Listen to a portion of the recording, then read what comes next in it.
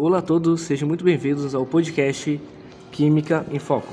Estamos aqui diretamente dos estúdios SESI de Gravataí. No episódio de hoje falaremos sobre o equilíbrio iônico e sua relação com o corpo humano, e também sobre o pH sanguíneo e como ele influencia tratamentos como a quimioterapia. Para discutir isso, trouxemos dois especialistas e uma convidada que compartilhou essa jornada de perto.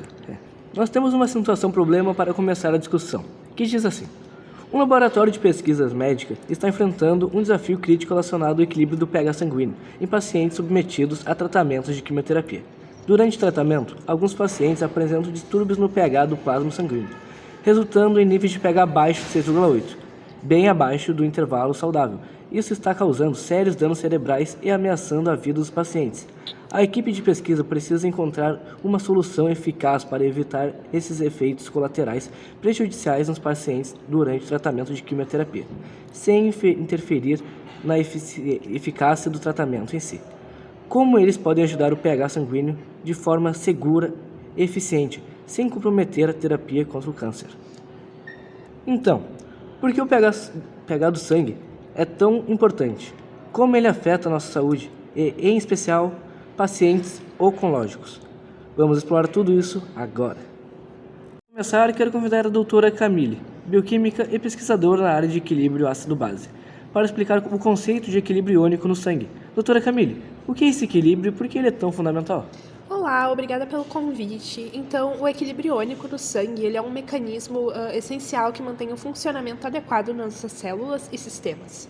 E ele está relacionado à capacidade do corpo de manter o pH do plasma sanguíneo dentro de um intervalo muito estreito entre 7,35 e 7,45. O corpo ele usa três sistemas principais para regular o pH. Então, a gente tem os sistemas de tampões, que atuam como esponjas químicas, absorvendo ou liberando íons de hidrogênio para minimizar essas variações de pH. E os principais sistemas de tampões do nosso corpo são o bicarbonato, o fosfato e as proteínas. Nós também temos o sistema respiratório, que é o que controla o nível de dióxido de carbono, né, CO2, já que quando ele se combina com a água, ele forma um ácido carbônico que influencia o pH sanguíneo, e o sistema renal, que é o que excreta os íons de hidrogênio e reabsorve o bicarbonato para manter o equilíbrio. Se qualquer um desses sistemas ele falhar, o pH ele pode cair ou subir, levando a problemas sérios e diversas complicações, como dificuldade na troca gasosa nos pulmões, disfunção renal e danos a diversos órgãos e tecidos. Muito interessante, doutora Camille. Adorei. Agora, Dr. Ederson, nosso segundo convidado, que é médico oncologista, poderia nos explicar como esses desequilíbrios impactam a saúde, especialmente em pacientes com distúrbios ácido-base? Primeiramente, boa tarde. E sim, eu posso explicar. Quando o pH do sangue ele sai do intervalo saudável, quando ele desregula, podemos ter dois principais distúrbios: a acidose, que é o pH muito baixo, e a alcalose, que é o pH muito alto. A acidose grave, por exemplo, ocorre quando o pH cai abaixo de 6,8, que é baixo do que é saudável para um pH sanguíneo bom. Isso pode reduzir a capacidade do sangue de transportar oxigênio, afetando o cérebro e outros órgãos. E alguns pacientes podem apresentar confusão mental, confusões e, em casos extremos, até entrar em coma. Além disso, a acidose também sobrecarrega o coração e o rim, deixando ele muito acelerado, causando aritmias cardíacas e danos renais, o que pode ser fatal se não ser tratado rapidamente. Bom, e com base nisso é fácil entender como o pH afeta pacientes oncológicos. Dr. Ederson, poderia nos contar mais sobre como o pH influencia o sucesso da quimioterapia? Claro, com certeza. O pH sanguíneo é crucial para que os medicamentos quimioterapêuticos, funcionem como esperado, em um ambiente muito ácido. Como em casos de acidose, os medicamentos podem se tornar menos eficazes e mais tóxicos. Isso aumenta o efeito colateral e dificulta o tratamento. Muito interessante. Um pH desregulado pode até obrigar a equipe médica a interromper ou ajustar a quimioterapia, o que pode comprometer o sucesso do tratamento. Faz sentido. Agora vamos ouvir a história da Gabriele Sartori, que passou por quimioterapia recentemente e enfrentou algumas dificuldades relacionadas ao pH sanguíneo. Gabriele, como foi a sua experiência? Primeiramente, muito obrigada pelo convite. Então, para começar, a quimioterapia, ela é um tratamento contra o câncer que utiliza medicamentos para destruir ou inibir o crescimento das células cancerígenas. Então, os medicamentos, que a gente chama de quimioterápicos, eles são misturados no sangue e levados para todas as partes do nosso corpo. Durante meu tratamento, os médicos monitoraram meu pH constantemente e em um dos ciclos meu pH caiu para níveis muito perigosos e eu comecei a sentir confusão mental e muita fraqueza, o que foi muito assustador. Pelo que eles me explicaram, quando o pH sanguíneo é muito baixo, a concentração de íons de hidrogênio aumenta, o que reduz a capacidade do sangue de transportar oxigênio e, consequentemente, o cérebro recebe menos oxigênio.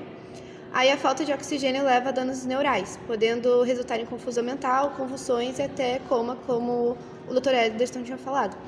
O cérebro é especialmente sensível a alterações no pH e é muito importante que se faça o ajuste antes que sejam causados danos irreversíveis.